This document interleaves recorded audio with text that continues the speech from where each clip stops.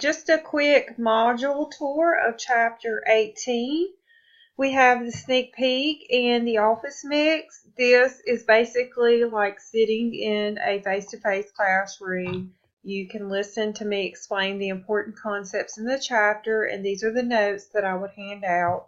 You can complete them while you're watching the office mix, or you can do this while you read your ebook.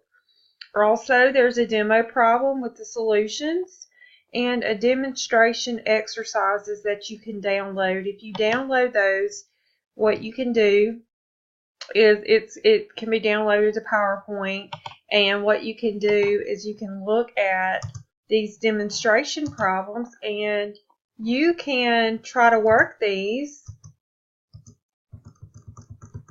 and you just click along and you can work these and check your answers with the slides. So that I just wanted to show you that in case you needed extra practice problems to work. Also, you have your review for Proctor Test 2.